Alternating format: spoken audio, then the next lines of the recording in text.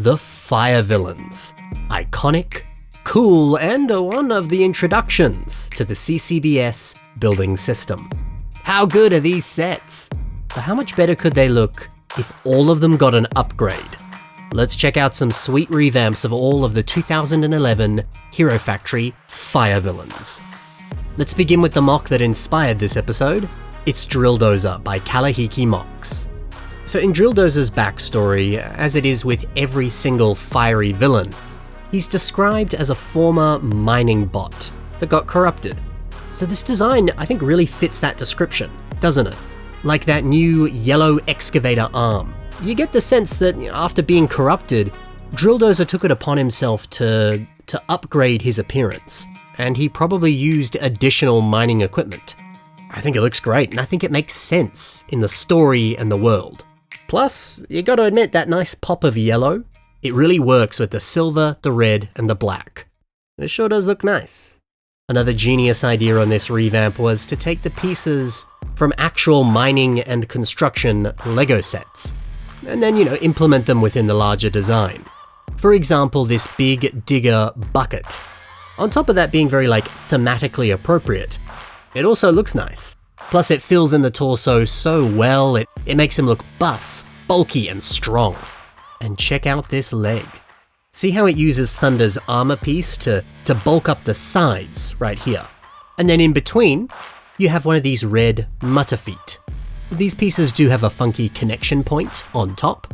If you get one of these clips, you can clip it onto the bar connection, and then from there, you can slot one of the smaller CCBS armor shells on top.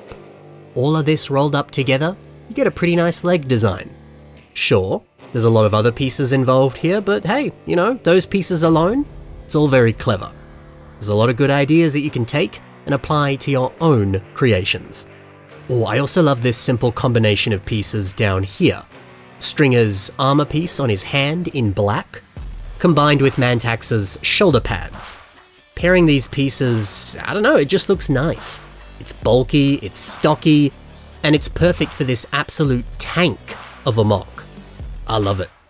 One more detail that I want to talk about, because I really do like how it looks. It's a nice printed tile on the back. These would have appeared in a few different Life on Mars sets. And yet, the way it looks, it almost looks like you're glancing inside a furnace. Like there's fire on the inside, but it's covered up, so it doesn't affect you. It's a great way to turn this mock into a living furnace, which certainly feels appropriate for a fire villain. This adds so much. It's amazing what one piece can do. Moving on over to the leader of the fire villains, this is Firelord by BHL Studios. Man, look at the original Firelord with his unarmored legs. Next to the revamp, bro looks half naked. What a great idea to really consolidate the color scheme, tone it down a little bit, and then increase the amount of armor.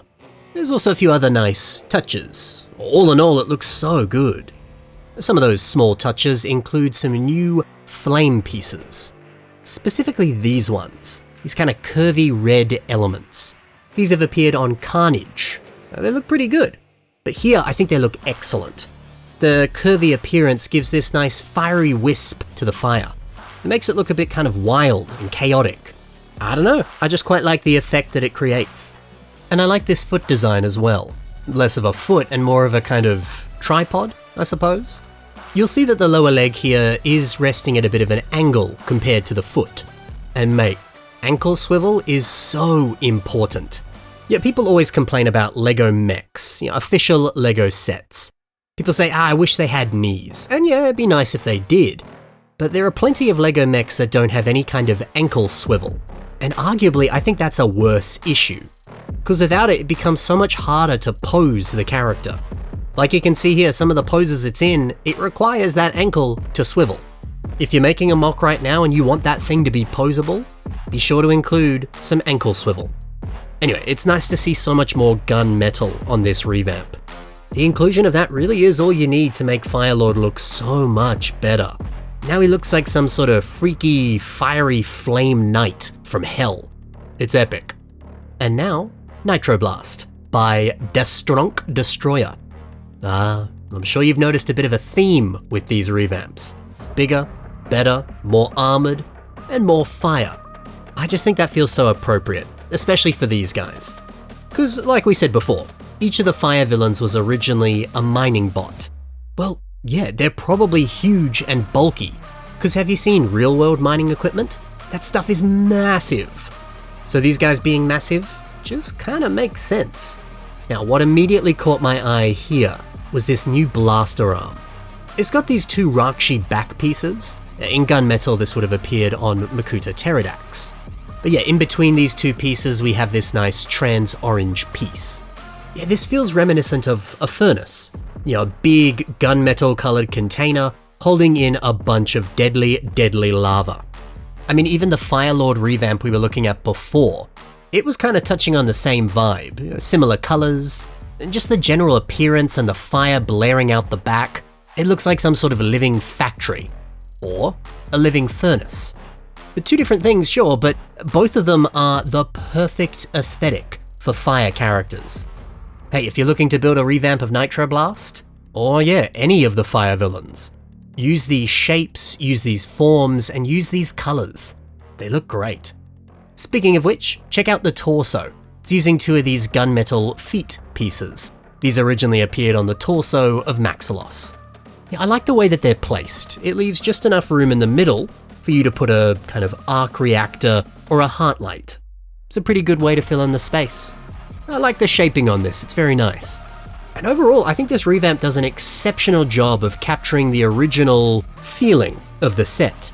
But, you know, upgrading it, enhancing it, covering up a lot of the gaps and unarmored sections, and just making them look way cooler. That's what I want to see in a revamp, man. Top-notch stuff. The final fire villain. I've had a lot of people tell me that this is their favorite of all the characters. We have Jetbug, and this is made by WoWblock. A gigantic Chad Jetbug. Sick. Look at him flexing his muscles. They're almost as big as these newly upgraded jet boosters with fire blaring out of the back. Oh, this is awesome. I like that there's also some smaller like boosters down here on the legs, just making use of a few wheel pieces. These are the same wheel pieces you see in pretty much every LEGO City set. They're very common. I think Bricklink was saying that there was like 267 sets that they appear in.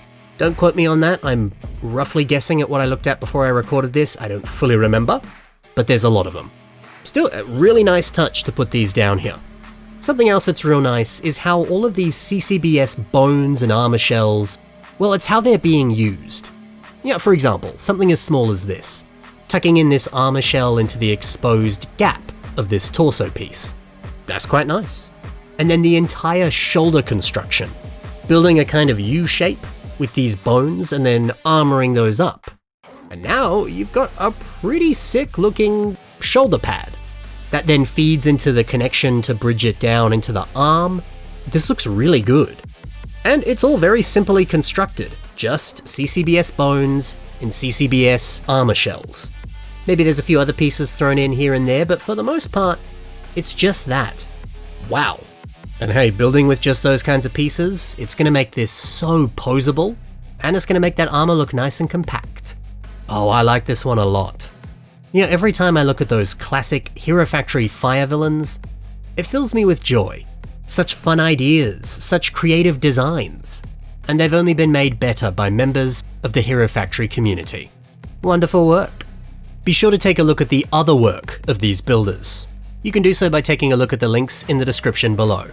Thanks for watching everyone, happy building, and bye for now.